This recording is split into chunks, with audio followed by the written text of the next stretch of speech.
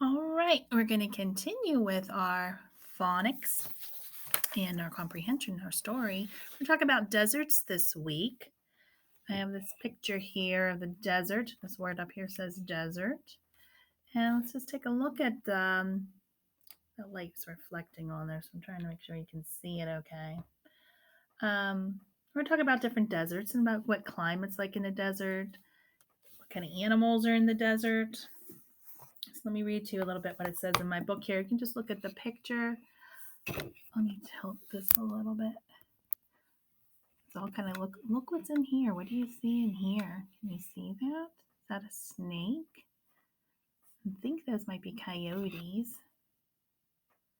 All the different kind of animals. So you look at the picture. I'm going to read to you what it says here. We're going to talk about a particular desert called the Mojave Desert, and this one is in Southern California. So where we live in the United States, it's probably about 2,000 miles on the other side of the United States, where California is. And although it stretches into Nevada and Arizona and Utah as well, unlike typical sandy deserts, the Mojave Desert has a lot of brush and cactus type plants in large hills and basins. So this one's not like um, your typical desert. It has a lot of cactus and brush that grow in it. This area receives about only 5 inches of rain or snow a year. That isn't much. It, I think our average rainfall is like 40 inches. So um, they only get 5 for the whole entire year. Um, for us, that might be when it rains maybe 5 times, like get an inch each time. Like it's not very much. So plants that need a lot of water would never survive out there; they would die. So it says with its freezing temperatures in the winter, most of the precipitation comes in the form of snow, and the summers are usually hot, dry, and windy. God made animals and plants with the ability to adapt to desert conditions. Certain birds that live in a desert actually leave or migrate to cooler climates during the hottest part of the summer. So the birds that live out here in the desert, I'm not sure what kind of bird that is, but some of them, when it gets really, really hot, how our birds, when it gets really, really cold, they go down south, while some of these birds um, will go where it's cooler because in the summer because it's so hot out there. So they kind of do the opposite. Um, Many animals stay burrowed under the sand or remain in caves during the hottest part of the day, and others sleep during the day and become active at night because in the desert it's really cool at night. It gets cool, so you can kind of see that little cave there over there. All right, well, look at this picture. I'm going to read you my story. It says, listen to find out where the dog in this story lives. It's a story about a dog. Let me see, what is the dog's name? I think the dog's name is Beak. Beak. That's a different name, huh?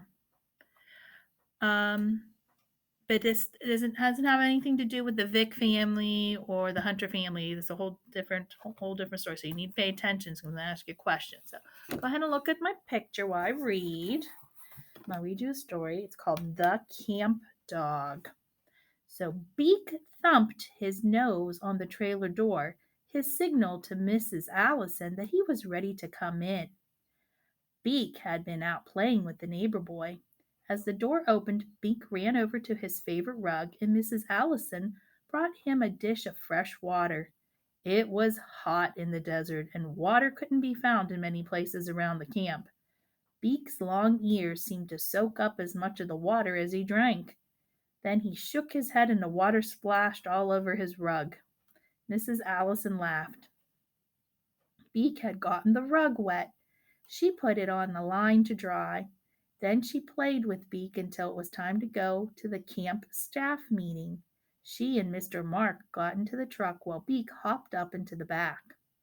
The staff gathered gathered each morning to pray for the needs of the camp and to thank the Lord for his care. The camp was in a remote area of the desert. Because it was in the desert, the camp was able to have groups all year long, providing many opportunities to win young people into the Lord Jesus Christ. After the meeting, Mrs. Ellison walked over to the office and began designing a new camp brochure. It would be sent to churches and families, telling of the coming camp activities. Mr. Mark looked at his list of things that needed to be repaired and headed out to get his supplies. Beak ran along beside the truck, easily beating Mr. Mark to the supply building. Beak loved to follow Mr. Mark from building to building as he worked. While Mr. Mark repaired a broken pane of glass at the barn, Beak ran over to check on the animals at the petting pens. New baby pot-bellied pigs scrambled as Beak began barking. Beak got a drink of water from the horse's trough and then ran to catch up when he heard the truck start. The truck's wheels kicked up dry sand as it went along the rough camp road. Beak ran to get ahead of the truck. As the desert sun heated the sand, Beak stopped to take a nap. Early mornings and evenings can get cold in the desert, so Beak really enjoyed the warmth of the sun in the middle of the day. Beak could hear the shouts and singing of the campers as he made his way through the camp. At 5 o'clock, Mr. Mark and Beak stopped by the office to pick up Mrs. Allison. "Hey, Beak," said Mrs. Allison, "did you and Mark get a lot done today?" Beak stood still, enjoying the attention. Then he ran this time, beating the truck home. Mrs. Allison picked up Beak's rug. The sun had made it dry again. Later, Mrs. Allison and Mr. Mark found their favorite chairs, and Beak took up his spot on the rug. Mr. Mark prayed, "Thank you for letting us serve you as part of your ministry at camp," prayed Mark. "Thank you for the boys and girls who turned to you today." All right, let's see if you were paying attention to my story. So, where does Beak live? Remember, he's the dog. Where does Beak live? The desert. In a camp in the desert, though. Tilt this up a little bit. Yeah, in the camp at a desert. How did Beak let Mrs. Allison know he wanted to come in? Remember, he was outside playing with the neighbor boy. What did he do to the door? Do you remember? It was at the very beginning of the story. He thumped his nose on the trailer door, so he was taking his nose and bumping the door with it to get her attention. How did water get all over Beak's rug? How did he get his rug wet when he was drinking the water? Remember, he has to have long, floppy ears. So when he bent down to drink the water, his long, floppy ears went in there, water, and then he shook his head and got water everywhere, all over his rug. What did Mrs. Allison do about the wet rug? So what did she do when he got it wet? What did she do with the rug? She took it outside and hung it up in the dry, hot desert sun so it could dry. They probably had a clothesline outside, so she probably hung it on a clothesline. What is Mr. Mark's job at the camp? What did Mr. Mark do or does? What does he do at the camp? What was he doing with Beak? He was going around repairing things. Yeah, he goes and fixes things. He fixed a broken pane of glass on a window, What is Mrs. Allison's job? So where was she in the beginning of the story, and where did Mr. Mark, where was he talking to her? In the office. She's one of the office workers. She works in the office. Why did the camp staff begin the day with a prayer meeting? Why did they start their day with prayer? They needed God's power and protection to help them with their work at camp. It's always good to start your day with prayer. Can't go wrong with starting your day with prayer. You know that the teachers here, when we're here at school every morning, we always start our day with prayer. We pray later in Bible, but putting our body armor on, that's kind of like a prayer, like you're asking God to protect you, putting your body armor on. All right, next question. What did Mr. Mark mean when he prayed, "Thank you for the boys and girls who turned to you today"? When he said that to God, "Thank you for the boys and girls that turned to you today." What was he talking about? What did he mean? They were saved. Those were the kids that got saved. Why does Beak run ahead of the truck? He always wants to get ahead of that truck. Why do you think? This is a really tricky question. You really got to think about this one to get this answer. Think about it. They're in a desert. The desert's not wet, it's dry and dusty. So when the truck's going, what would the wheels of the truck on the dusty, dirty road, what happens? Get a lot of dust? Do you think the dog wants the dust all going in his face? No, he's smart enough to know that if I run ahead of that truck, I'm not going to get dust in my face. And he can probably breathe better too. So that's why he doesn't want to get the dust kicked up by the tires in his face. So he knows. Pretty smart dog to know that, huh? How does Beak know where to run? How does he know where the truck's going if he's running ahead of the truck? What do you think? How does he know? Wow, he spends a lot of time with Mr. Mark, so he probably knows when Mr. Mark goes to this building to get supplies, then he goes over to that building. So he kind of knows his routine and where he goes. So that's how he kind of knows where to go, because he spends a lot of time with Mr. Mark. And he just, knows where he goes. All right, well, here's another question for you. What animals did Beak scare? Remember he went to the barn? What animals did he scare?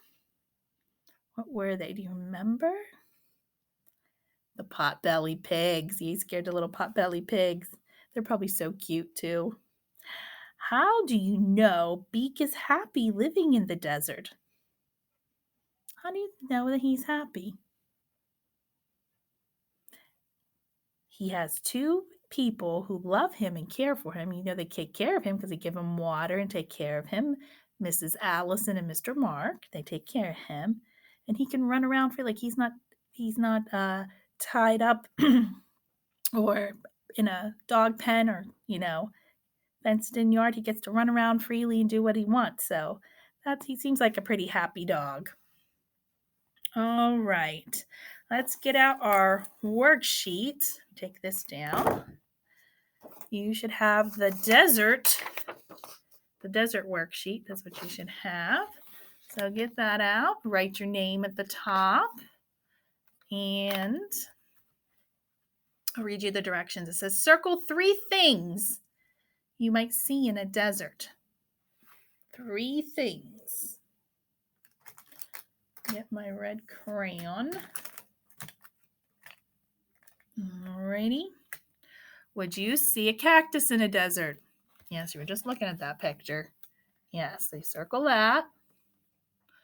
Would you see, this looks like a rose bush. Would you see a rose bush? No, rose bushes need a lot of water. What about a snake? We saw a picture of snake. Yeah, snakes, and he's going. Look, you can see it's a desert ground, so yes. Let's go back up to the top up here. Do you see sand dunes in a desert? Yes. Those are our 3. But let's also talk about trees. Would you see a big plush tree? No. Would you see the ocean? No.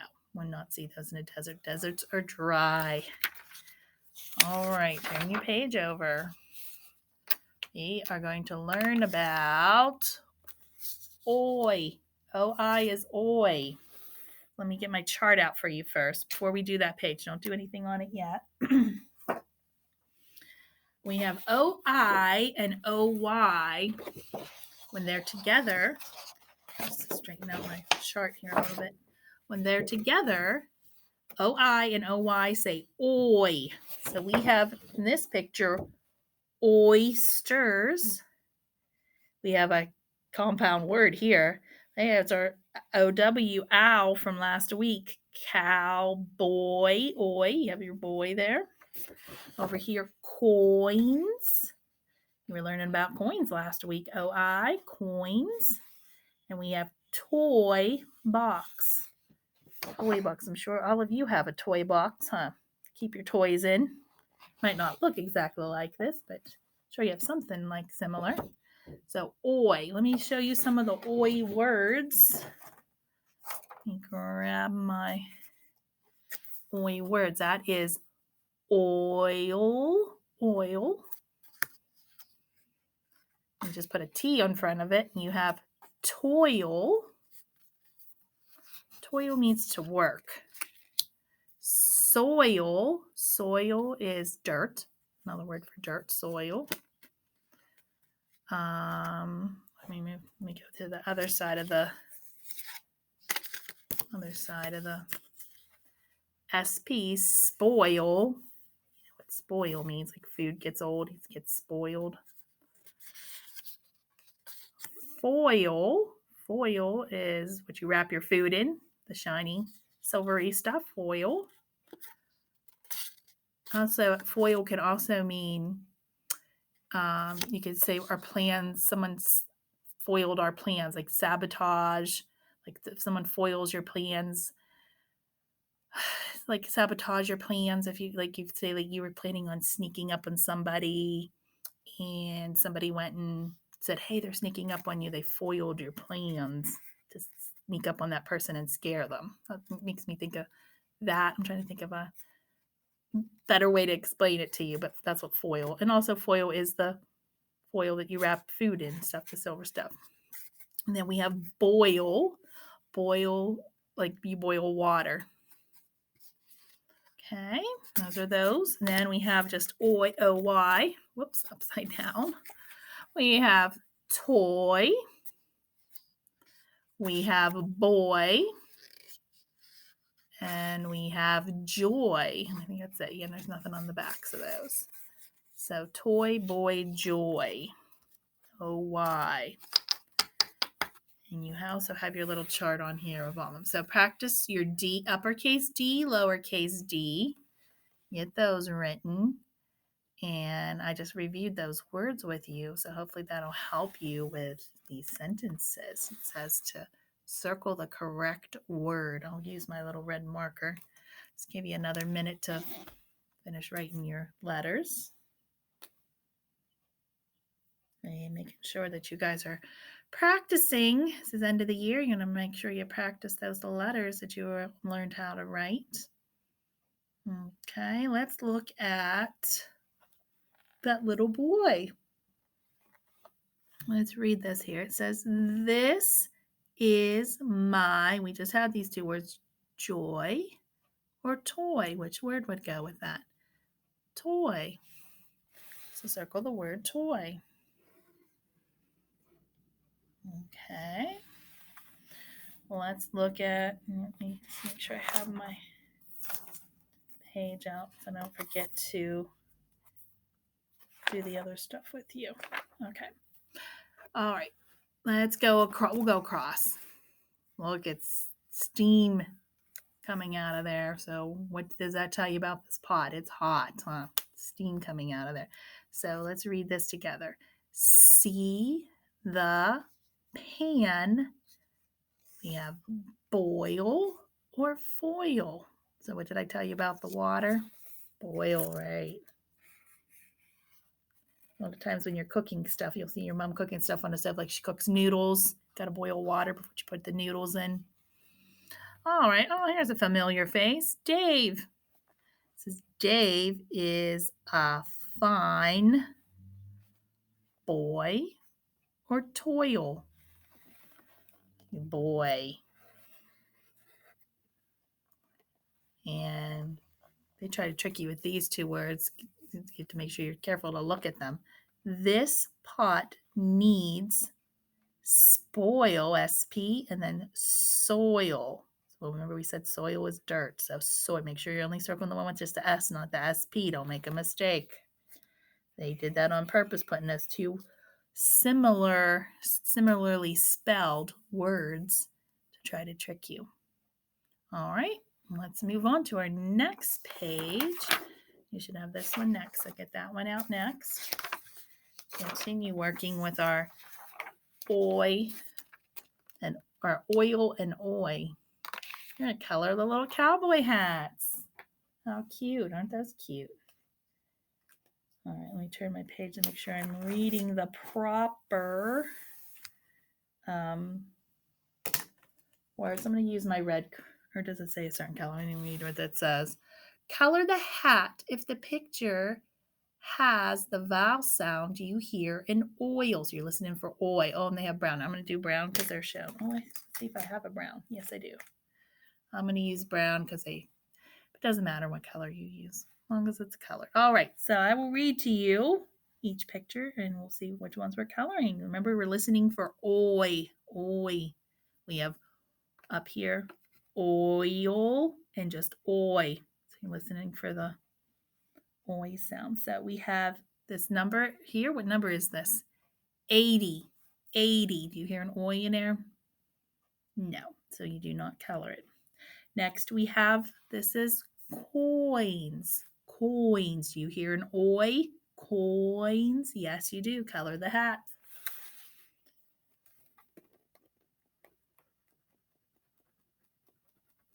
Next below we have, back over here, we have a boy.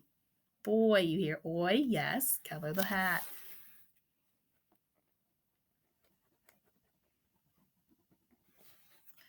All right, next we have a hand. Hand. Do you hear an oi in there? No.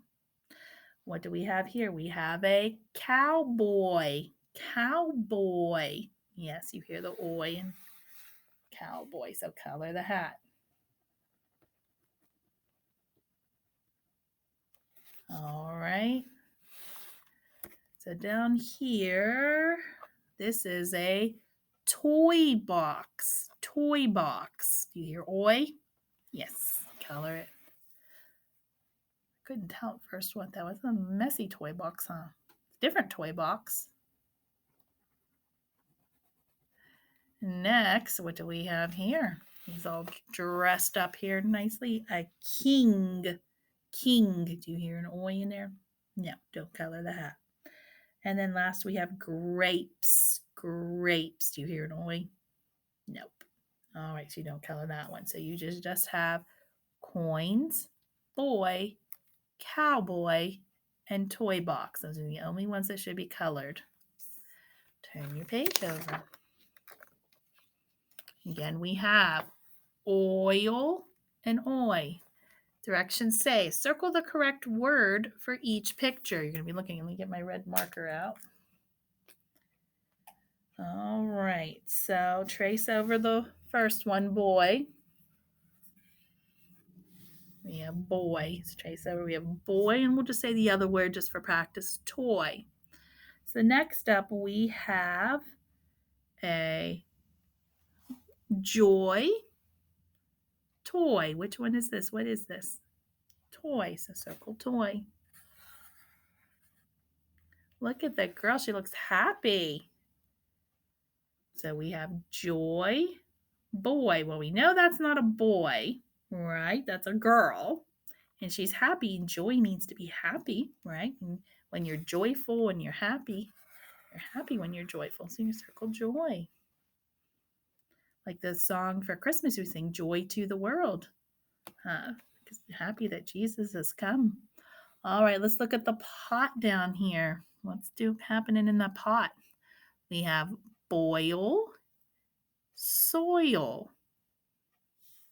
Which one is it? Boil, right.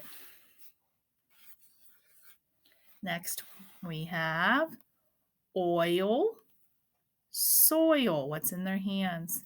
Soil. Next, we have